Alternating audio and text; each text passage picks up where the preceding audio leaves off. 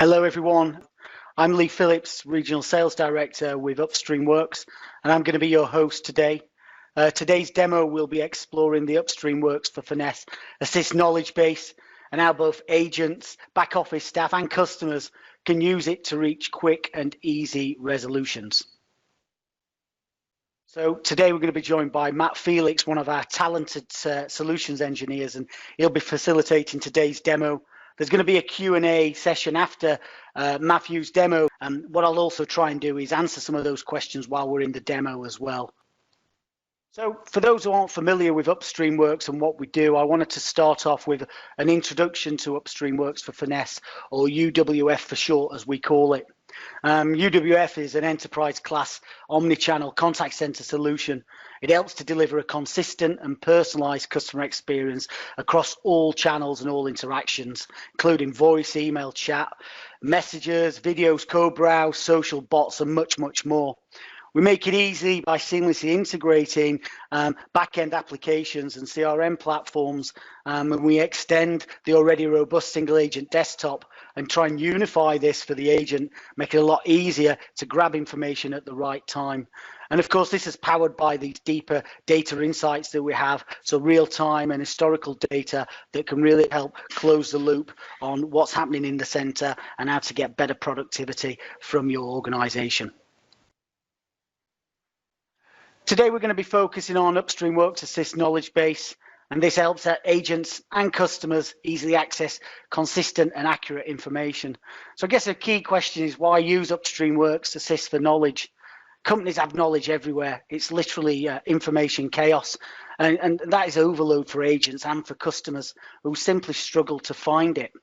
So knowledge needs to be easily accessed, it needs to be a lot lower effort, and it needs to have a level of intelligence and automation to ensure that customers and employees use the platform.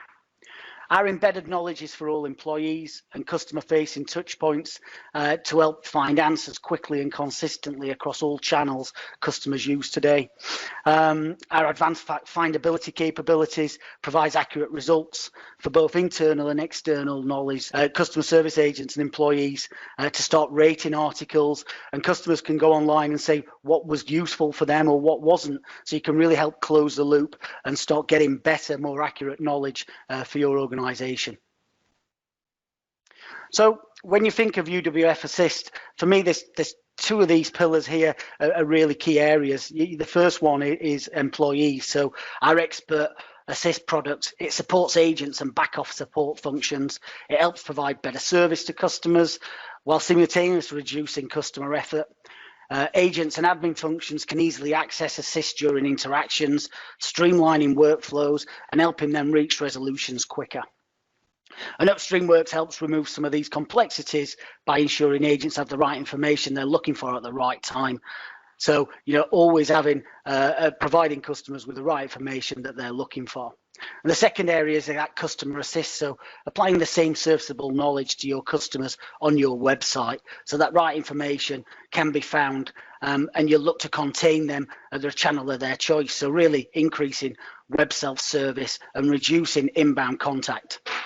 This is all wrapped up by our intelligent admin portal and analytics.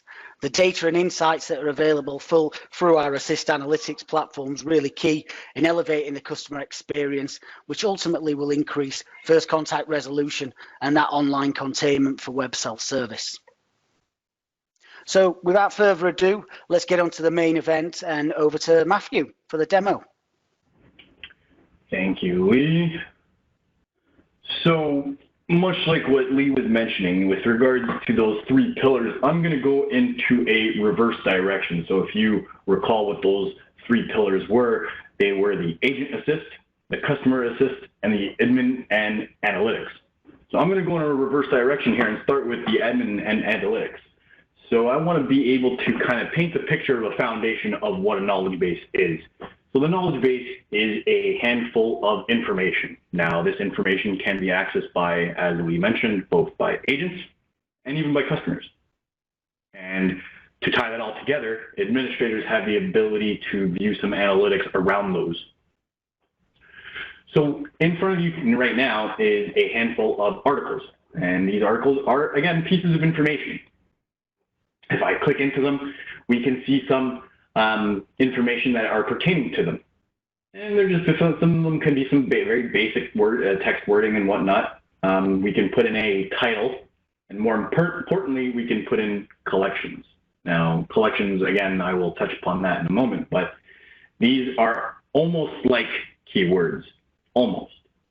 Collections are groups. So in this particular case, this article belongs to 3 separate groups. Now, if I did a search on, say, savings, this article would show up because it's in that group. So let's take a look at being able to create an article and how easy it is to really just create an article. So as I go in here and hit new article, I get that layout that you saw previously. So let's create a quick title here. Webinar article. All right, that looks good. Once I hit enter, the article is saved.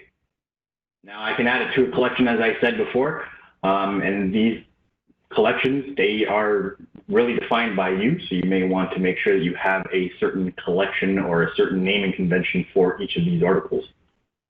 And then I can put in some content here. This is the content of your webinar article. Okay, let's save that.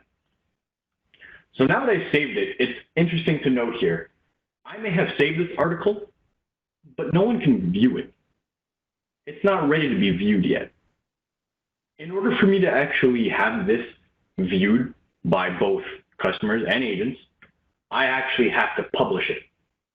And this is a good way to making sure that the article is ready to go. Once the article is ready to go, you can publish it. And that publish will go out to the collection as well that you have chosen. On the note of collections, let's go ahead and talk about these collections. Hey, Matt, just a quick question while you're doing that. There's a question around knowledge bases. Organizations have already got knowledge. Do they have to recreate knowledge? Does this replace it, or can the two coexist? The answer to that one, Lee, would be two-part of an answer. 2 parts of my answers are for that one. No, you don't need to create from scratch. Granted, with that said, we can import some of your articles that you already have existed that you want to maintain.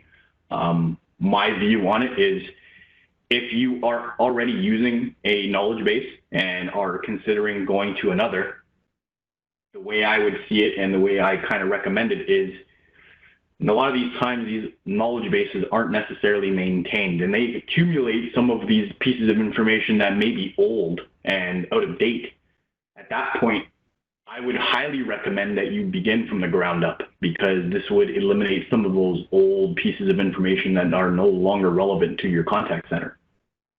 The second part to my answer would be, we could use your knowledge base, and I can show that a little bit further when we get into the agent desktop and how it integrates with the agent desktop. But we could, in theory, use a external knowledge base as well and incorporate that with our desktop.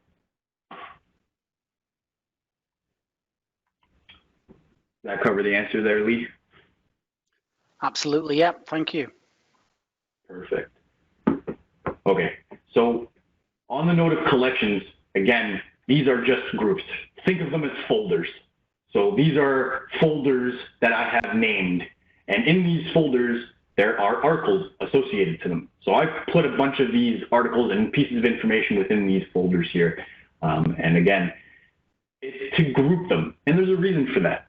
I mentioned that there are 2 views, 3 views if you include what you're seeing here as being the administrator.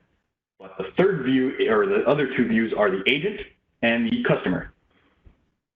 So if I go ahead and click on publications, I get a handful of our views, quote unquote here. We have the agent portal. Now, if I click on the agent portal, these are exactly, this is the portal that the agents have access to. Note that on the right side where it says selected, I have a handful of the collections. These are the articles and groups that the agents have access to.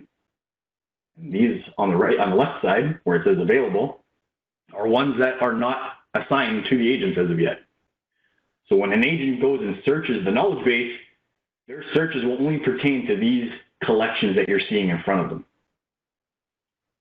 And of course, we can also group them if need be, if we decided to create a collections group. And this is to kind of differentiate between a customer-facing portal and a agent portal. Sorry, excuse me there. Now, with that said, let's take a look at what a customer-facing portal looks like. So with a knowledge base, we have the ability to host this on the customer website or a website of your choice. Now, that has a lot of power within it because think of it as more of a frequently asked questions location.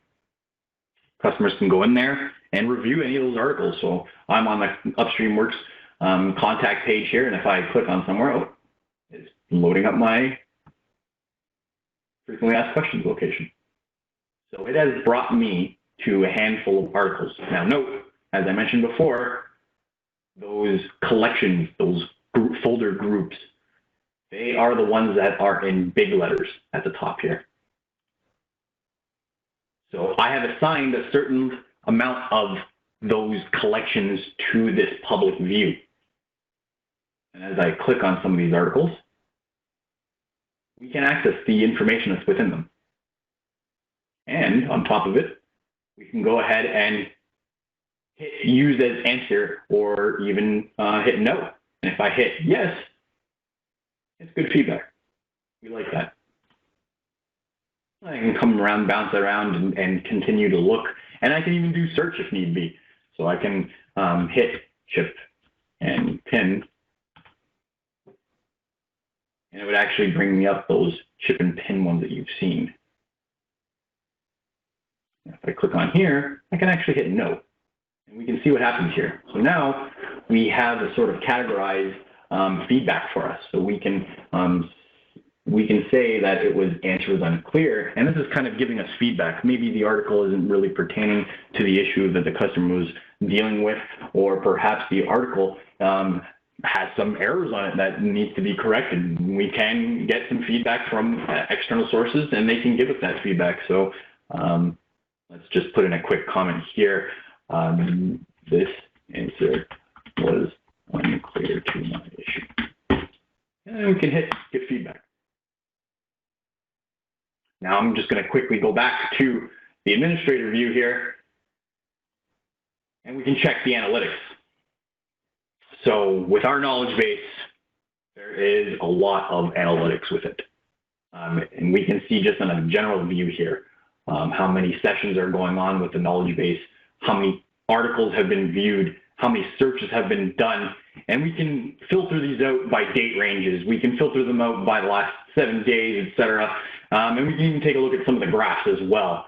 Now, this is just a general view. We do have even more in-depth statistics around them.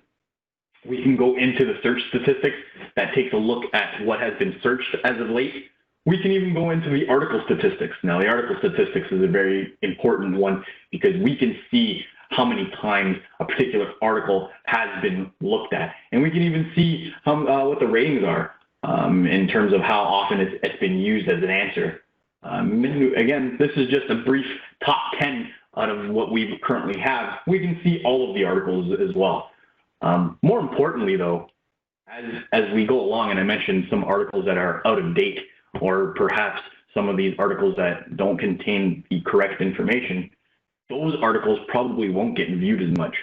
So we have the ability to quickly view all articles that don't even have a single view to them.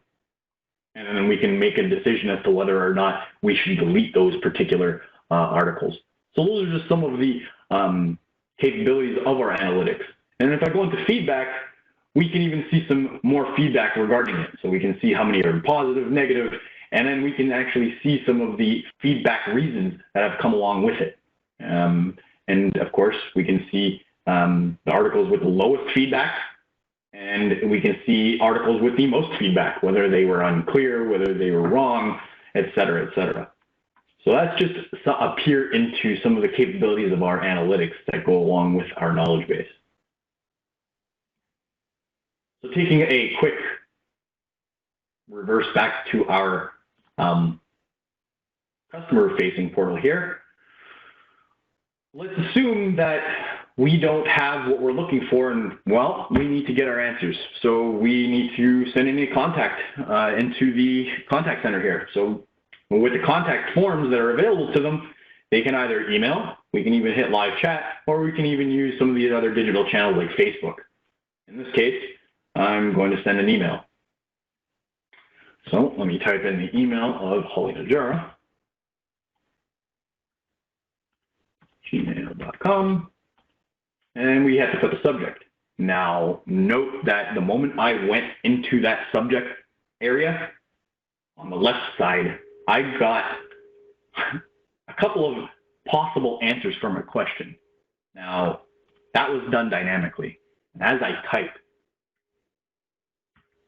you can see that those are changing on the fly. And that is a way of stopping, potentially stopping and being a little bit proactive so that it reduces the amount of contacts coming into the contact center, hoping that we actually resolve this issue before it actually gets to the contact center or even an agent to begin with. So as I type them, those things will just continuously change, hoping to get a good answer for them. In this case, we'll talk about chip and pin, and we'll ask.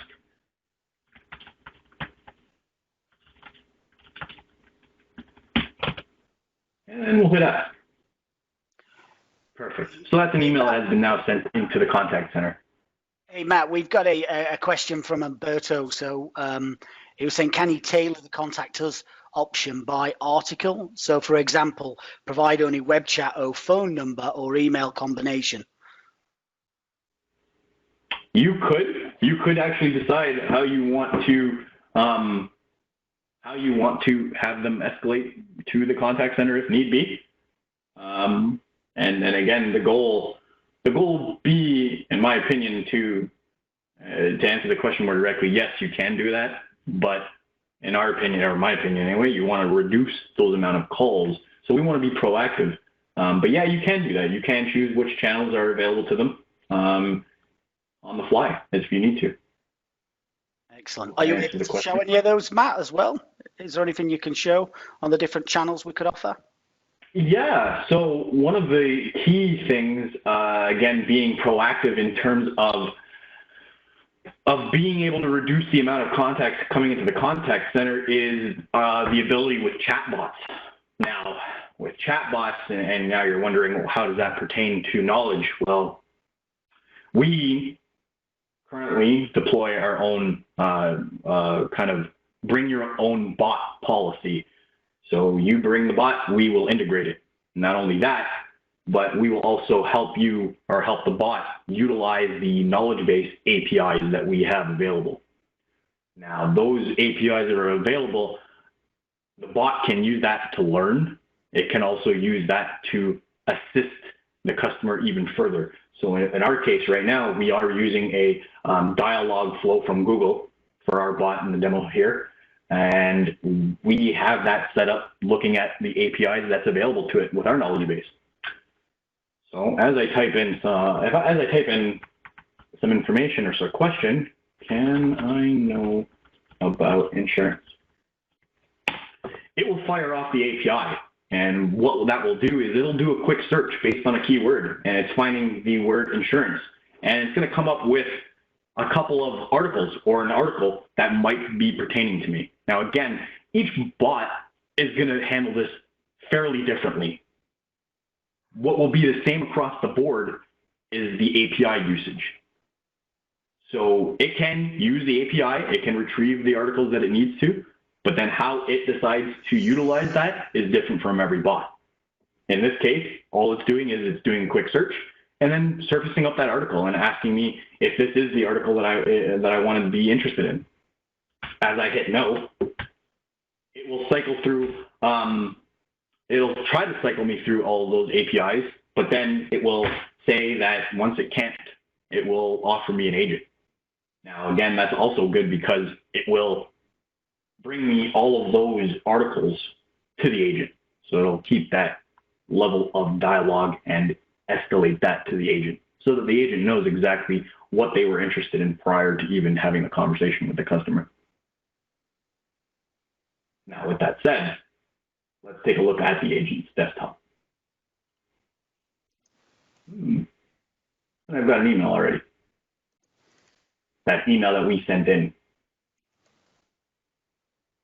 So note, as that email has been presented to me and as I accepted it, let's take a look at the body of this email here. So we can see the title, or we can see that this has come in from the customer-facing website or customer-facing FAQ. And this was the question that she asked. But this below information, well, that's an interesting one. The below information was actually captured by some of the, let's call it scripting that we have with our knowledge base. So this is, again, looking at that FAQ page, and we are tracking where they go from, what articles they clicked on and what they were doing with it. So we can find out that they were searched. They open up an article here as well, and we can continue going on from there.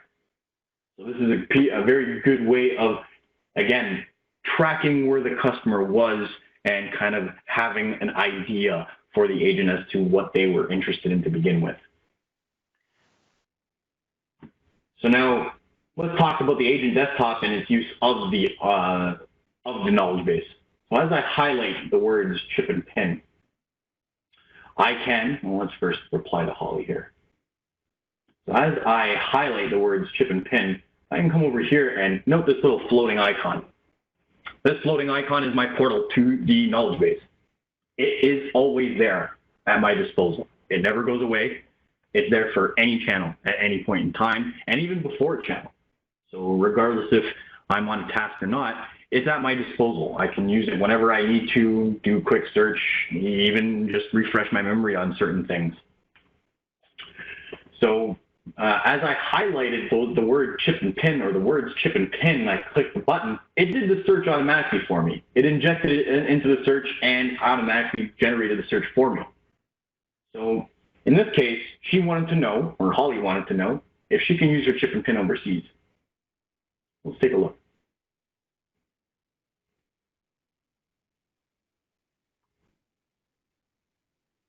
There we go. So as I come into the article, I have a couple of actions that are on the right side. I can copy and close the article, which closes the window and copies the contents of it. I can use it as my answer, which again, it goes into that feedback and it goes into the analytics that's driven within the knowledge base. I can, of course, copy it to clipboard if I don't really want to use the copy and close. I can also pin this particular one to favorite, so this kind of stays at the top of my favorites list. Or I can go ahead and make a suggestion. So like the feedback feature that you saw on the customer side, if an agent sees an article that may be missing information, may require an update as things do change, they can make a suggestion. And as they make a suggestion, they can change the urgency of that suggestion. So if it's very necessary that they have that article changed relatively quickly, they can. And they can type in here whatever the change that needs to be done.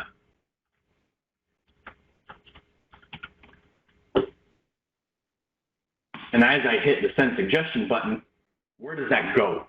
Now, you may have authors, you may have administrators that are looking at it. So if I go back to that administrator view, note that I've got now a number 2 at the top here.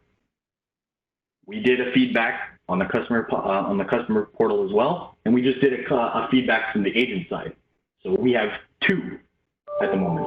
And if I click on that, think of them as more of a inbox, and these are places that administrators or even authors can come in and take a look. So as I click on the negative article feedback, there's a lot of things that I can do with it. I can open the article directly. I can even open the customer-facing page where this article was. On top of that, I can view the session. So this would be pertaining to the session for this particular customer when they gave me that feedback. And of course, I can take my notes and I can even write comments and then hit my submit button as well. And these would go into that suggestion article, and we can edit the article as need be. So if I do need to edit the article, I can open it, edit it, make the changes as required, and complete this entire one here. And much like what you saw with the agent, or what the customer-facing one, the agent had a suggestion for this particular article as well. I can open the article, make the change as needed, and be done.